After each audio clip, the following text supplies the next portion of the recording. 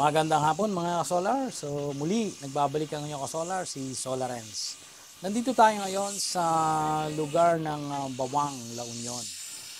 At makikita nyo, meron tayong setup na 8 kilowatts na hybrid inverter.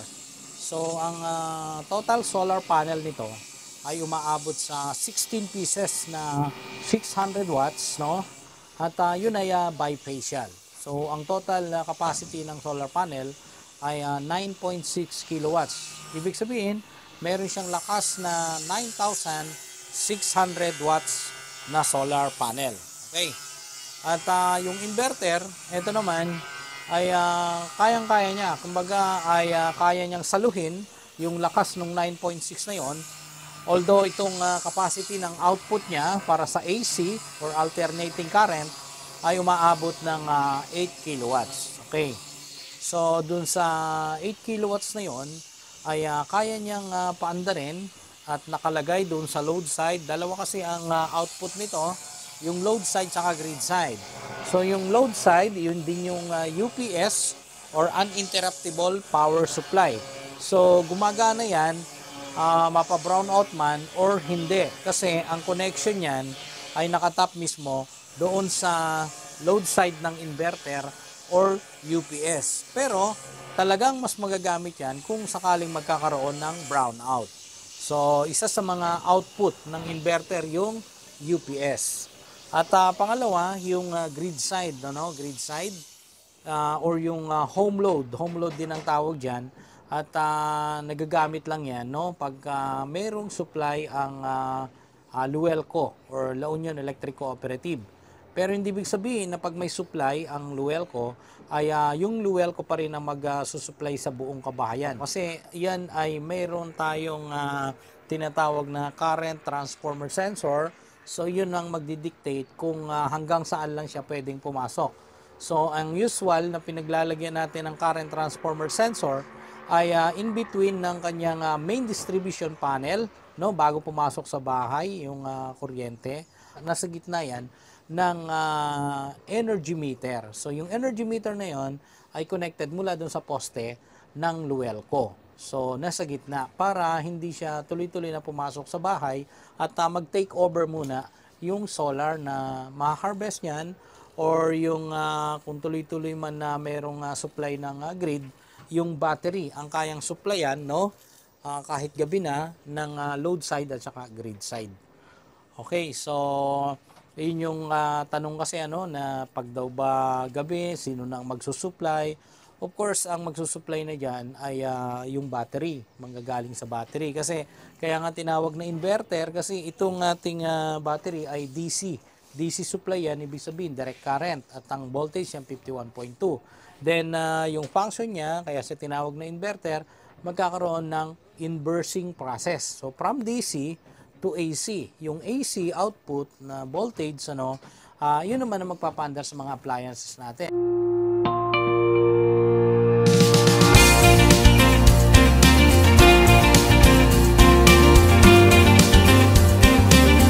So, na-mention ko kanina, yung magiging output nito na AC output ay dalawa, load side saka grid side. So, ilan yung kayang paandarin yan. Ngayon, hinati natin yon dahil nga di ba na-mention ko na pag brown out, ang talagang magfa-function lang diyan ay yung mismong UPS or yung uninterruptible power supply na similar sa load side. At makikita nyo naman yan mismo sa icon o dito sa mismong application. So separate yung load side at saka yung grid side or yung home load, same as grid side, at yung UPS. Okay. Titingnan natin kung ito total natin yung dalawang load, grid side at saka load side, ay meron ito kasing load sa bahay na air condition units, dalawang water pump, mga electric fan. Pero ang kagandahan, wala siyang water heater. So mayroong TV, Wi-Fi, refrigerator. So yun yung kanyang mga load dito sa bahay. Pero 6 ang kanyang nakalagay dyan. Ngayon, di ba, na-mention ko na dalawa yung ating output dyan. Load side at saka grid side. Yung kayang paandarin sa load side, yung UPS nitong inverter, ibig sabihin kung brown out, kung ang issue lang naman is brown out, ilan yung kaya niyang paandarin. Well, nasa 80% ng 8 kilowatts ang kaya niyang paandarin. Ngayon, ilan yung 80% ng 8 kilowatts? So, konting mathematics lang, syempre nasa 6.4 kilowatts yan or 6,400 watts. Okay. So, ngayon, ilan ba yung actual na nakalagay? So, nilagyan natin ng 4 na aircon, no? Air condition units, 4 yan. At dalawang motor pump or water pump. So, yung pressure water na yon, or yung pressure pump na yon ay magkakaiba ng horsepower. Merong 1.3, okay? At saka may isang 0.5 horsepower. So, kasama doon sa load side na naka-connect, ano, yung dalawa na yun na nabanggit natin, 1.3 horsepower at saka 0.5 horsepower, ay tatlong aircon na 0.5 horsepower lang din at saka isang 1.5 horsepower na air condition unit. So, all in all, ang heavy load na nakalagay sa load side or UPS ay 6 na piraso. So, dalawang motor pump, no? At 4 na air condition unit. So, on top of that, nakasama yung ilaw dyan, no? Kasi talagang dapat nakatuloy-tuloy yan na magkakaroon ng ilaw in case na magkaroon ng brownout. At yung CCTV Wi-Fi refrigerator. Okay. So, yun yung ating isinama dyan. At yun nga kasi ang madalas na question, ano, kung halimbawa meron kang single unit na kagayan 8 kilowatts or even 6 kilowatts or kung tataas pa nasa 8 kilowatts, 12 kilowatts, 16 kilowatts, 18 kilowatts na single phase ay tinatanong talaga kung ano yung mga appliances na pwedeng paganahin. At na-mention ko nga at uulitin ko, ang nasa load side na kayang paganahin nito ay 6 na pirasong heavy loads at 4 na aircon, 2 pressure pump or motor. Okay? So, yung connection niya, yung kanyang settings, ano, marami naman akong mga nagawa ng settings sa mga previous video ko. Kung ano yung settings nito, no, ay ganun din sa mga ibang nagawa na nating video. Pero, ang magiging kaibahan lang, halimbawa kung 12 kilowatts yon, no? Ang gagawin natin doon, syempre, yung tatansyahin natin na 80% ng load side, ano, ay kukunin natin sa 12 kilowatts, no? So kung 80% ng 12 kilowatts naman ay nasa 9.6 kilowatts ang pwede nating ilagay sa load side. So medyo kakabahan lang siguro kayo pag makikita nyo tumataas na. At yun naman ay subok na natin. Bukod pa dun sa mga ginawa ko na videos ano, na nag-stress test or overload test tayo. At matibay yung DEA inverter kasi talagang nakakasurvive yan dahil may level of protection yan sa loob na if in case yung kanyang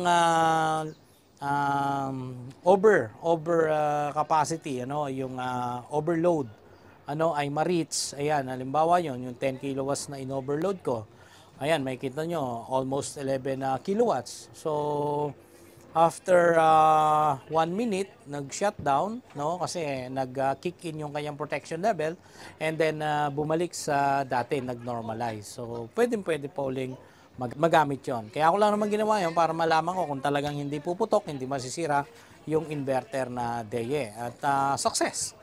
Okay, maganda ang naging result at hanggang ngayon tuloy-tuloy na mga ginagamit. Pero kung mamahalin ninyo ang inyong unit, unang-una niyan, kailangan tama ang settings para hindi naman mapabilis yung buhay dahil ito may warranty na 5 taon. Okay.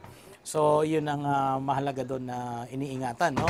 So, yun ang ating setup. Ngayon, dun sa nagtatanong kung magkano ang presyo, ito ay nagkakahalaga lang ano ng mababa lang ang presyo na inabot nito.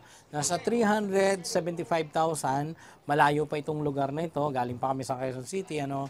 At merong 300 ampere hours na battery at malaki yung inverter niyan, 8 kilowatts plus oversized din ang kanyang solar panel, nasa 9.6 kilowatts kasi 16 pieces yon, no? 16 pieces na 600 watts na bifacial. So ngayon, meron pang isang concern, syempre, ang mga clients natin, gaano daw ba katagal na babawi ito?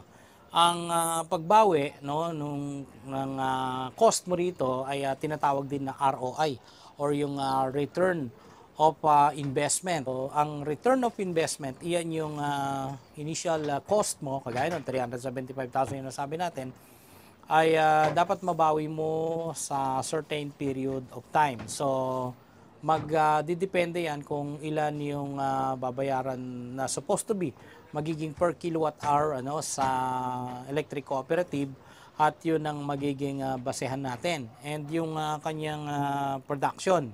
So kung mag-harvest lang siya ng 85% or 80%, no, yun lang yung ating makukuha at magiging basis. Pero on the average or estimate ay pwedeng mabawi ito ng 2 to 3 years. So, anong mangyayari pagkatapos ng 2 to 3 years? Okay, ang mangyayari na dyan ay libre na yung iyong magiging gamit dito sa solar power system, kasi kung bawi mo na siya ng after 2 to 3 years period, no, ay lahat na yon nagiging savings mo.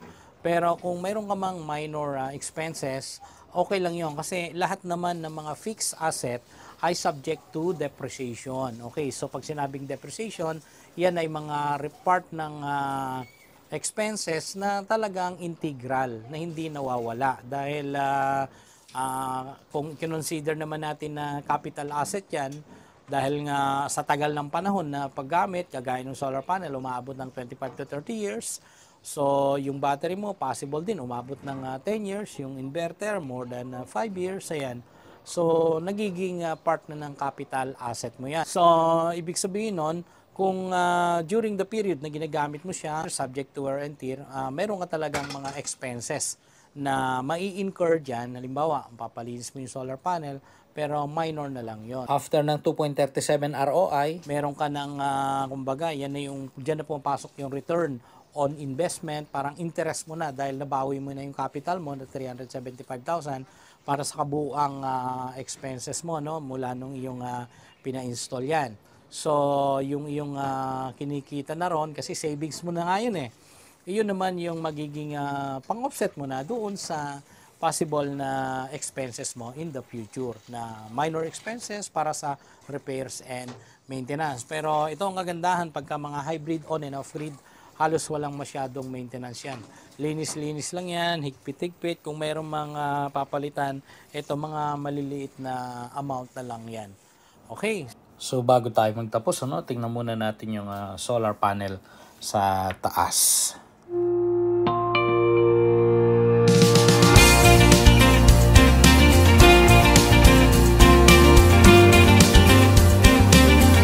So, ayan, nakalagay na yung ating solar panels. Ito yung sinasabi kong bifacial. So, 2, 4, 6, 8. 8 nakalagay dito. At dito naman ay 5. At doon ay lalagyan ng 3 para makuberan yung terrace na pinaglalagyan ng inverter. At yun nga sana, kung sakaling pumayag lang yung may-ari, pwede naman magtapatan na lang dito. So, prone ito sa dagat. Kagaya ito nung aming setup sa Dolomite Beach, diyan sa Rojas Boulevard. Ayan, medyo talagang sakop ng maganda-gandang hangin na manggagaling sa dagat. Ayan. So, tuloy-tuloy lang to at tapos na natin na setup dun sa inverter. At okay na yan, maya turn over na tayo.